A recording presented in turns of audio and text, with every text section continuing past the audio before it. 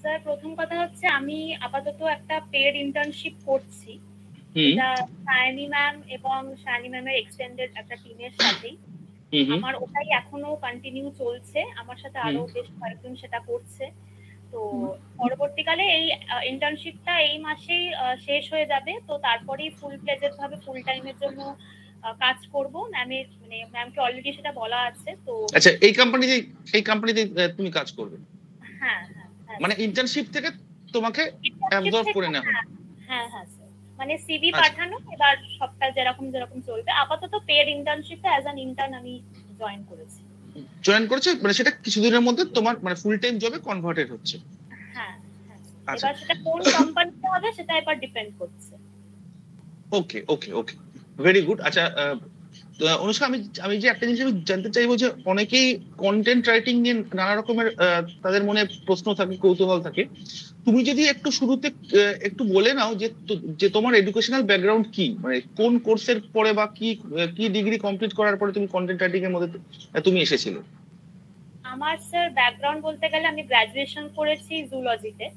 হুম এবার আমার বহুদিনেরই একটা ইচ্ছা ছিল, এরকম কন্টেন্ট রাইটিং এর একটা মানে লেখালেখির একটা শখ ছিল। তো আমি হুম অনেক জায়গাতেই এরকম দেখেছিলাম যে কন্টেন্ট রাইটিং এর জব অফার্স কিরকম কি হয়। হুম তো হুম আমার লেখার একটা ইচ্ছা ছিল, কিন্তু হুম ব্যাপারটা হুম হচ্ছে অফার পেয়েছিলাম কয়েকটা জায়গা থেকে, কিন্তু আমার নিজস্ব একটা ইচ্ছা ছিল যে আমি কোথাও থেকে একটা ভালো করে ট্রেনিংটা নিয়ে কোথাও মানে অ্যাপ্লাই করি, সেটা আমার বরাবরই ইচ্ছা ছিল। আর এটার জন্য অনেক জায়গাতে আমি দেখেছি বিভিন্ন অন্য প্ল্যাটফর্মে কোর্সটা করানো হয়, কিন্তু সেটা আমি করতে পারিনি একটাই কারণ, যে ওটা প্রাইসটা খুব হাই ছিল। কোনো জায়গাতে আমি দেখেছি খুব বেশি প্রাইসটা, যেটা আমি অ্যাফোর্ড করতে পারি। তুমি তুমি বিদ্যাস্তুতে যে কোর্স মানে তোমার বিদ্যাস্তুর কোর্স ফিস কত ছিল? কোর্স ফিস, হ্যাঁ। কোর্স ফিসটা আমার লেগেছে 4,500। আর অন্যান্য জায়গায় তুমি যে মানে মানে যেসব জায়গায় তুমি তুমি প্রাথমিকভাবে তুমি ট্রাই করেছিলে, সেই জায়গাগুলোর কোর্স ফিস কিরকম ছিল, মানে সেগুলো ডিফারেন্স কতটা? সেগুলো স্যার বেশ অনেকটা, মানে 25-30K এরকম, বেশ অনেকটা, যেটা আমার ওই সময় আমি পারিনি। এবং সেই কারণেই আমি ওয়েট করছিলাম যে কোথা থেকে একটা করতে পারি, কারণ একটা প্রপার ট্রেনিং দরকার যে কোনো জায়গাতেই সেটা করি না কেন। যখন আমি দেখলাম যে এরকম একটা ভালো মানে আমারই ওই বোনের মতোই কোর্সটাই আবার কন্ডাক্ট করছে, তাও আবার এত ভালো একটা মানে অপরচুনিটি, আর ফিসটা অত্যন্ত মানে অ্যাফোর্ডেবল সেই তুলনায়। তো আমি আর কিছু না দেখেই সরাসরি একদম এনরোল করতে।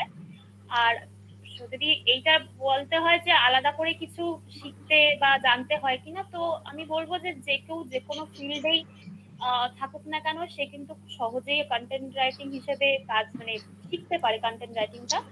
ইংলিশে লেখালেখি বা ইংলিশে প্রফিসিয়েন্সি যেটুকু দরকার সেটুকু যদি তার থাকে, বাদ তোমার তো বাকিটা তো নিজের ইংলিশ ব্যাকগ্রাউন্ড নয়?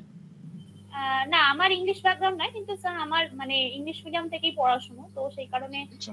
ইংলিশের এমনি অসুবিধাটা নেই। কিন্তু আলাদা করে যে জিনিসগুলো শিখতে হয় কন্টেন্ট রাইটিং এর জন্য, সেগুলো তো বিদ্যাস্তুর সবটাই মানে ম্যাম আর কি হাতে ধরে শিখিয়েছে। তোমাদের ব্যাচে কতজন স্টুডেন্ট ছিল?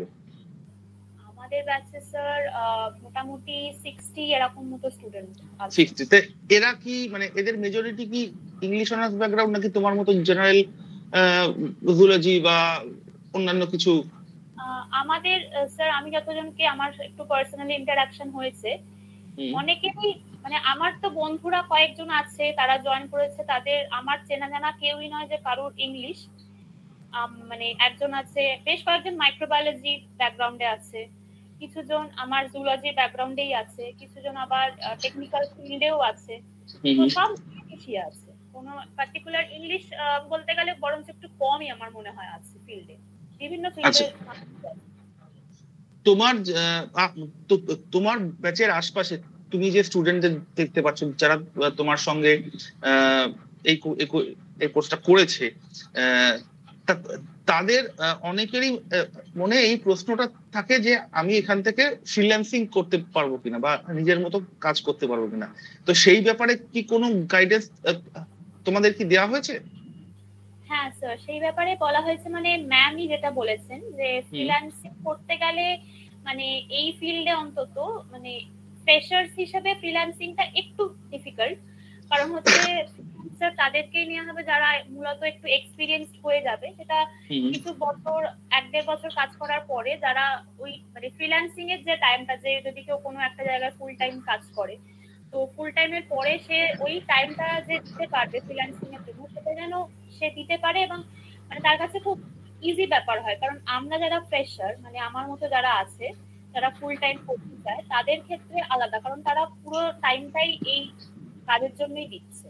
কিন্তু ফ্রিল্যান্সার হতে গেলে তাকে একটু এক্সপিরিয়েন্স না হলে ফ্রিল্যান্সিং এর একটু অসুবিধা, নয়তো করতেই পারে ফ্রিল্যান্সিং। অনেকেই আমাদের মধ্যে আছে যারা ফ্রিল্যান্সিং এর ইচ্ছা আছে, তারাও আমার সাথে ইন্টার্নশিপ করছে। আচ্ছা, তুমি কোথায় থাকো অনুষ্কা? আমি থাকি স্যার জনাইতে। জনাই, তাহলে তুমি জনাই থেকে যে এই যে তুমি কাজ করছো, সেটা কি মানে ওয়ার্ক ফ্রম হোম করছো?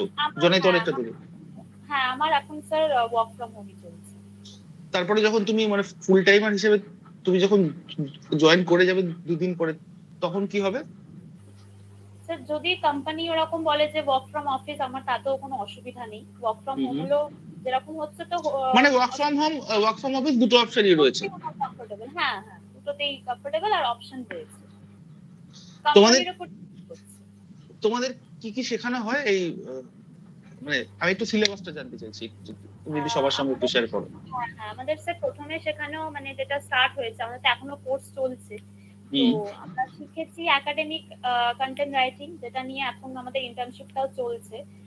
একাডেমিক কন্টেন্ট রাইটিং, সেটা রিলেটেড বিভিন্ন রিসার্চ স্কিল কিভাবে করতে হয়, তারপরে প্লাগারিজম, এইসব ব্যাপারগুলো কি, তার সাথে এসে writing, report writing, proposal, dissertation, এই সমস্ত রাইটিং এর যে নিয়ম কানুন গুলো, মেথডোলজি যেগুলো হয়, আরো আরো অনেক কিছু, মানে ছোট ছোট অনেক কিছু ডিটেলস জেনেছি। এমন তারপরে বিভিন্ন জায়গাতে কিরকম রেফারেন্সিং করা হয়, রেফারেন্সিং এর বিভিন্ন টাইপ, ইনটেক্সট সাইটেশন যেগুলো হয়, মানে একাডেমিক্স এর ক্ষেত্রে কয়েক মানে বিশেষ কিছু নিয়ম আছে সেগুলোর ব্যাপারে।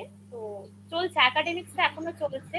আর আমাদের প্রেজেন্টেশন কিরকম হয় সেগুলো শিখিয়েছে, মানে এখনো অবধি এতটা শিখেছি। এরপরে তো আমাদের নন একাডেমিক পার্ট রয়েছে, তারপরে নিউজ কন্টেন্ট রাইটিং রয়েছে। হ্যাঁ, একটা প্রশ্ন অনুষ্কা অনেকেই করেন বা অনেকেই মনে করেন যে এখন তো চ্যাট জিপিটি এসে গেছে বা গুগল বার্ডের মতো চ্যাটবট গুলো এসে গেছে, তাহলে কি কন্টেন্ট রাইটারদের চাকরির বাজারে একটা মার্ক মানে একটা সমস্যা তৈরি হবে না? একজন নিজে কন্টেন্ট রাইটিং এর স্টুডেন্ট হয়ে বা আজ বাদে কাল তুমি কন্টেন্ট রাইটিং প্রফেশনাল হতে চলেছো, এই বিষয়টা নিয়ে তুমি কি বলবে? হ্যাঁ, এটা স্যার মানে আমারও একটা নিজের ডাউট ছিল, কিন্তু সেটা আমি ম্যামের সাথেও কথা বলি, তো ম্যাম আমাকে ব্যাপারটা ক্লিয়ার করেন, সায়নী ম্যাম। তো ম্যাম বলেছিলেন যে প্রথমত একাডেমিক্স এর ক্ষেত্রে যদি আমি বলি, একাডেমিক্স এর ক্ষেত্রে কিন্তু এটা স্ট্রিক্টলি একদম মানে বারণ করা আছে যে কোনো রকমের এআই টুলস আমরা ইউজ করতে পারি না। রাইট, কারণ হচ্ছে ওটা একদম মানে সফটওয়্যার দিয়ে যদি জেনারেটেড আমরা কিছু লিখি, তো সেটা কিন্তু অলরেডি ওই প্লাগারিজমের সাথে ওটা চেক মানে ধরা পড়ে যাবে। 1% থাকলেও সেই কাজটা কিন্তু ফেল করবে। তো এটা আমাদের একদম স্ট্রিক্টলি বলা আছে, কারণ আমরা ধরুন যে সমস্ত হোমওয়ার্ক গুলো সাবমিট করেছি ম্যামকে, তো সেখানে বা এখনো যে আমরা ইন্টার্নশিপ করছি সেখানে তো প্রত্যেকটা কাজেই সেটা চেক করা হয় যে কতটা আমাদের প্লাগারিজম এসছে কাজে, বা এআই থেকে আমরা লিখেছি। তো আমরা এআই আসলে যে সেটা হবে বরঞ্চ উল্টোটা, এআই আমরা ইউজই করতে পারবো না এই ক্ষেত্রে। আর যদি আমি নন একাডেমিক্স এর ক্ষেত্রে বলি, নন একাডেমিক্স এর ক্ষেত্রে যদিও ক্লাস আমার স্টার্ট হয়নি এখনো, কিন্তু ম্যাম যেটুকু বলেছেন যে একটা ওই মেশিন জেনারেটেড জিনিসে একটা হিউম্যান টাচ বা ইমোশন সেটা কিন্তু থাকবে না, সেটা একটা মানে আমরাই পারবো সেই জিনিসটা করতে। তো এআই দিয়ে লেখা যাবে না নয়, কিন্তু সেটা তো এফিশিয়েন্টলি ইউজ করাটা জানতে হবে কিভাবে। মানে এআই কে একটা টুল হিসেবে ইউজ করা যেতে পারে, রিপ্লেসমেন্ট হিসেবে নয়, তুমি এটাই বলতে চাইছো? একদমই তাই। তুমি যখন বিদ্যার্থীতে ভর্তি হও, বিদ্যার্থীর এটা তো কন্টেন্ট রাইটিং এর তোমাদের মধ্যে ব্যাচ 2 রাইট? আমাদেরটা সম্ভবত ব্যাচ 1 স্যার, ব্যাচ 1। আচ্ছা, ব্যাচ 1 যদি হয় না, তোমাদের তো ব্যাচ 2, কারণ আগের ব্যাচটায় তো অনেকে প্লেসড হয়ে গেছে, সেই ব্যাচটা তো কমপ্লিট হয়ে গেছে। তো যাই হোক, তুমি বিদ্যার্থীর পক্ষ থেকে যে প্রতিশ্রুতিটা দেওয়া হয় যে after completion of the course আমরা তোমাদের ইন্টারভিউ ফেস করিয়ে দেবো। তো তুমি সেই হেল্প গুলো তুমি ঠিকঠাক মতো পেয়েছিলে?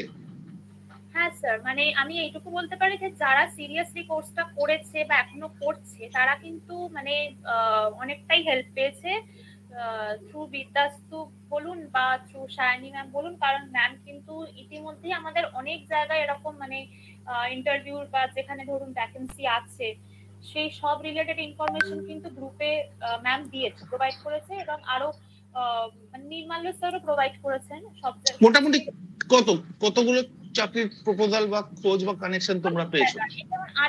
আজকে নির্মাল্য স্যারের একটা আমি দেখলাম, সেটা মানে নন একাডেমিক ওই তাও একটা মানে মোটামুটি একটা মোটামুটি নাম্বার যদি বলো, 5 না 50? হ্যাঁ মানে প্রায় 12টা কি 20টা এরকম তো পেয়েছি। আচ্ছা, মানে আমাদের সাধারণত কমিট করা হয় যে 5টা থেকে 6টা দেওয়া হবে, তার মধ্যে সাধারণত লোকে পেয়ে। মানে ব্যাপারটা হচ্ছে এটাতে ডেডিকেটেডলি যারা করেছে তাদের সত্যি তারা মানে পরবর্তীকালে কোর্স কমপ্লিশনের পরে নিশ্চয়ই কোথাও না কোথাও একটা প্লেসড হবে, কারণ অনেক অফারই দেওয়া হয়েছে এর মধ্যে। As a content writing professional, তুমি কন্টেন্ট রাইটিং এর ফিউচার কিরকম দেখছো? মানে ফিউচার মার্কেট তুমি কিরকম হতে চাও? ফিউচার প্রসপেক্ট বলতে গেলে স্যার আমি তো মানে খুবই ভালো দেখছি, কারণ কোর্সটা করতে গিয়ে আমি দেখছি যে মানে আমি বলতে পারেন যে একটু নিজের শখ, একটু লেখালেখির এই প্যাশন থেকে আমার করা, কিন্তু আমি করতে খুঁটিয়ে তখন জানছি যে কোর্সটার কতটা ডিমান্ড আছে, কারণ পরবর্তীকালে অনেক জায়গাতেই এরকম মানে লোকের আর কি দরকার পড়বে যারা কন্টেন্ট রেগুলার এরকম প্রোভাইড করতে পারে, কারণ ক্রিয়েটিভিটিটা যাদের মধ্যে আছে এইসব ব্যাপারে যেটা খুব বেশি দরকার, তাদের ভ্যালু অবশ্যই বাড়বে পরবর্তীকালে, কারণ এআই আসুক বা যেটাই আসুক, ক্রিয়েটিভিটি এআই তৈরি করতে পারবে না, যেটা আমরাই পারবো। তো মানুষের খুব দরকার। রাইট একদম। সায়নী ম্যাডামের ক্লাস তোমার কিরকম লেগেছে? খুবই ভালো লেগেছে, মানে বলার নয়, কারণ ম্যাম যেভাবে আমাদের গাইড করেছে, এখনো করছে, মানে হোমওয়ার্ক থেকে শুরু করে যা ক্লাসে ডাউট হয়, ইন্ডিভিজুয়াল গাইডেন্স সবটাই পেয়েছি ম্যামের কাছ থেকে। কোনো রকমের হোমওয়ার্ক রিলেটেড ইস্যু যদি হতো আর কি, এখনো হয় যেটা, ওনাকে মেল করে দিই, উনি একদম সরলি সেটাকে চেক করে আমাদের মেলেতে রিপ্লাই দেন, ক্লাসের মধ্যে ধরে মানে একদম নিজের মতো করে একদম জিনিসটাকে বুঝিয়ে, তো সেটা নিয়ে কিছু বলার নেই, এটা হচ্ছে না ওটা হচ্ছে না, এটা আরো ভালো করতে হবে, তো এটা নিয়ে কিছু বলার নেই, মানে ম্যামকে একদম মানে আমরা ফ্রিলি সবটাই বলতে পারি।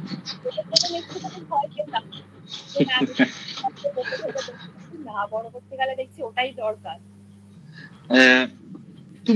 তুমি এখন কন্টেন্ট রাইটিং এর এই এই বিরাট যে মার্কেটটা তুমি সেটার মধ্যে ঢুকে গেছো, আমাকে একটা মানে একটা বেসিক একটা আইডিয়া বা একটা ধারণা এটা তুমি দিতে পারো যে এই সেক্টরে ওয়ার্ক ফ্রম হোমের সম্ভাবনা বা স্কোপ কতটা? কারণ অনেকেই থাকেন যারা মানে শুধুমাত্র ওয়ার্ক ফ্রম হোম করতে চান।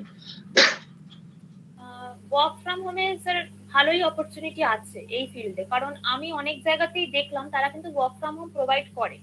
ইনফ্যাক্ট ম্যামের সাথে আমি কথা বলেছি, তো ম্যাম আমাকে বলেছে যে এগুলোতে জেনারেলি অফিসে আসতে হয় না, তো সেটা বাড়িতে থেকেই কাজ করা যায়, কারণ আমরা নিজেরাই তো এখন বাড়িতে থেকেই করছি, আমাদের কিন্তু অসুবিধা হচ্ছে না। এবার নির্দিষ্ট কয়েকটা কোম্পানি আছে যাদের ডিমান্ড থাকে যে ওয়ার্ক ফ্রম অফিস, কিন্তু আমার মনে হয় যে তুলনামূলকভাবে ওয়ার্ক ফ্রম হোমটাই বেশি এই ফিল্ডে। তো সেক্ষেত্রে যাদের ওয়ার্ক ফ্রম অফিসের প্রবলেম সেটা আমার মনে হয় না থাকবে, কারণ ম্যাক্সিমামই আমি দেখেছি ওয়ার্ক ফ্রম হোম। ঠিক আছে অনুষ্কা, আমি তোমার খুব বেশি সময় নষ্ট করব না, আমরা মোটামুটি এবার শেষ করে নেব। আপনারা যারা এই আলোচনাটা শুনছেন, আপনাদের যদি কোনো প্রশ্ন থাকে অনুষ্কার কাছে বা আমার কাছে, কাইন্ডলি জানাবেন, আমরা সেটা উত্তর দেওয়ার চেষ্টা করবো, বা অনুষ্কাও ওর এক্সপিরিয়েন্স শেয়ার করে নেবে আপনাদের সঙ্গে। আপনারা সেই প্রশ্নগুলো করতে পারেন। তবে তার আগে আরো একবার জানিয়ে দিই, আমাদের কন্টেন্ট রাইটিং এর নতুন ব্যাচ শুরু হচ্ছে। এই ব্যাচ, আচ্ছা একজন হ্যান্ড রেজ করেছেন, সৌভিক সরকার। সৌভিক বাবু বলুন, কি জানতে চান? সৌভিক সরকার বলুন। কোনো কারণে ডিসকানেক্টেড হয়ে গেল। এনিওয়ে, তোমাকে অনেক অনেক অভিনন্দন অনুষ্কা। তুমি তোমার কর্মক্ষেত্রে সফল হও, বিদ্যার্থীর পক্ষ থেকে আমরা এই এই প্রার্থনাই করব। এবং যখন তোমার কোর্স কমপ্লিট হবে তখন মানে 6 মাসের শেষে যখন তুমি আবার মানে পুরোপুরি একজন পুরোদস্তুর কন্টেন্ট রাইটার হিসেবে তোমার পেশাদার জগতে তুমি প্রবেশ করবে, আমার অনুরোধ থাকবে যে এই যে বাকি 4 মাসের জার্নি তোমার বাকি রয়েছে সেটা নিয়েও আমরা আরেকবার আলোচনায় আসবো। তো তখনও আমরা একবার তোমার সঙ্গে স্ক্রিন শেয়ার করবো। ওকে, ধন্যবাদ, শুভরাত্রি।